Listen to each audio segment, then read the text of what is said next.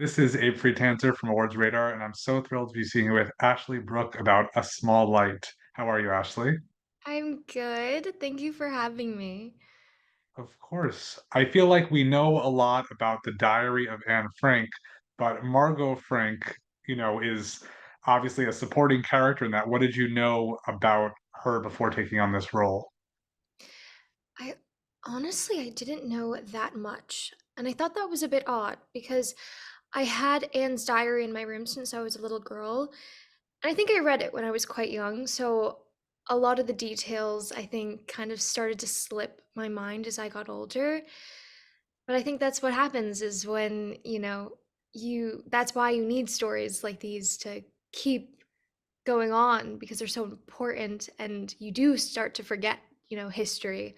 Um, but so I think a lot of it started from ground zero. I did as much research as I could as possible. What I found a bit difficult was that there wasn't that many firsthand accounts of Margot.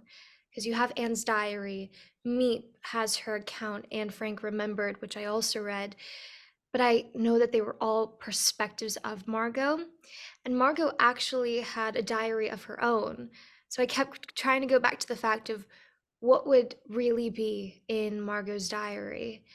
And I think what was really helpful was there was these letters between Anne and Margot.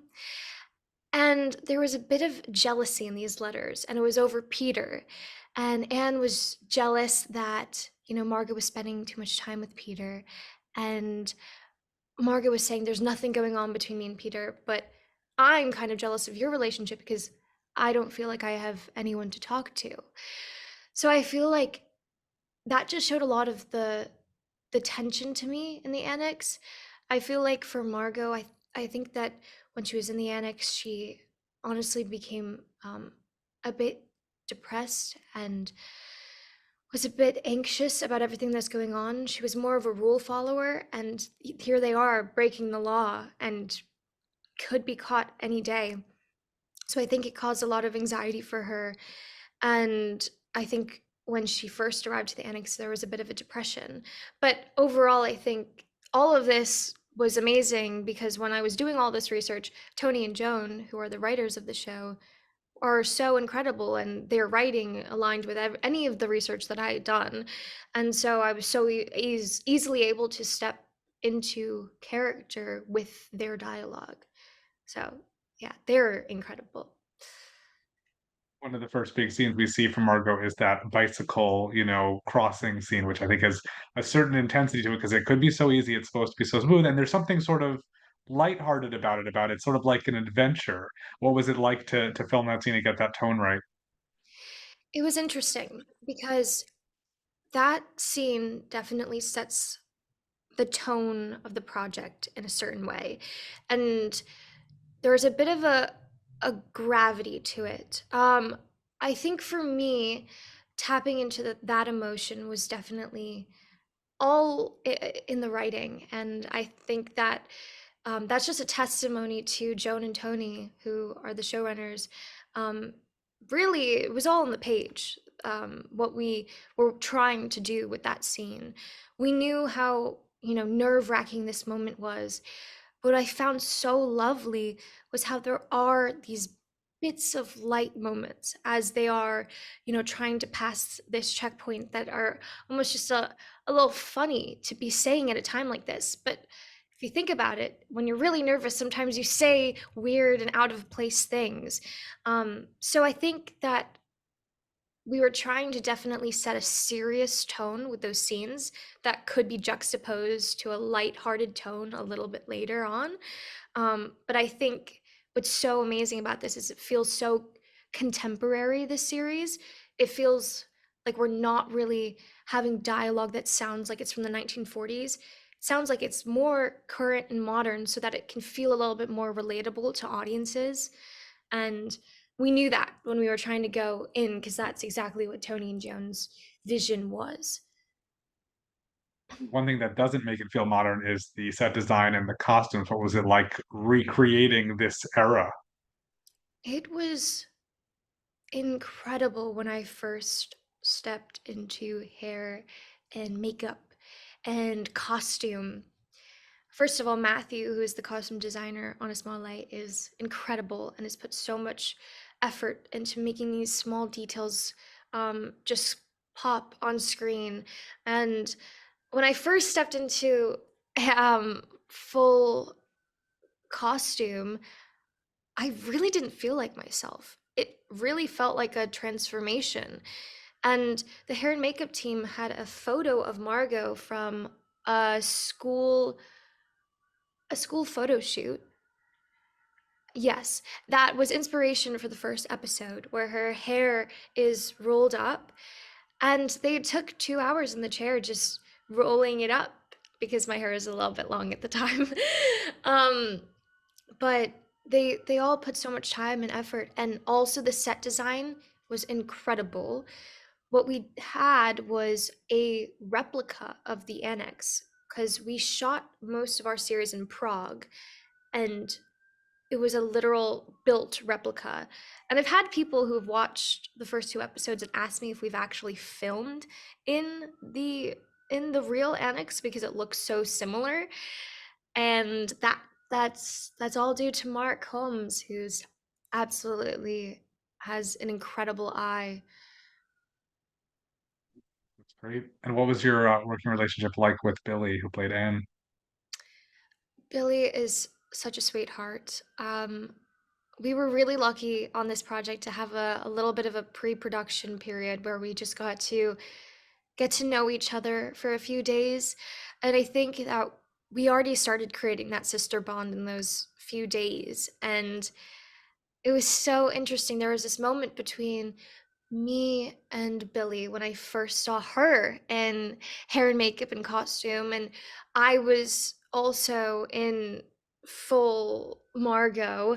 Um, and we just looked at each other and we started laughing because we didn't recognize each other. We were really felt transformed. It was amazing getting to work with Billy. She's so incredible, and I can't wait to see what else is in store for her. You also share some great scenes with Bell Powley. What was it like acting opposite her? Belle is so talented. I have learned so much about her work ethic. She is filming about 10 to 12 pages of script a day, and she's so easily able to switch on and off of the stakes of the scene, of the emotion of the scene, and she so easily bounces off everyone. She is such an amazing scene partner. She's also the kindest and sweetest person, and she's fun and loving, and I could not speak more highly of her. Of course, there's also Liev Schreiber, who plays Yeah. your father. Yeah. He often plays some pretty intense characters. I think this is a slightly softer one for him. Yeah, absolutely loved the way that he was portraying Otto in this series. I am really in awe of Liam's work, and I think he is such an incredible actor, and I've learned a lot from him. And just being able to be on set, I've always wanted to absorb and learn from him. I think one of the biggest takeaways that I have from working with him is that he has a bit of a director's eye because he is a director himself. And and I could see that that also helped him in his portrayal of how he works the camera. And I thought that was really fascinating to me. And also Liev, it was very, very kind to Billy and I, and he he just he's so incredible. So, yeah. You're also starring in another, period series that is premiering right at the same time, and that's the White House Plumbers, which I feel like is so different because that's a piece of history people also think they know, but don't necessarily know as much about. But it is considerably more ridiculous and lighthearted. It is, it's actually not that different of a tone-wise because they're both trying to be very contemporary, which I love, first of all.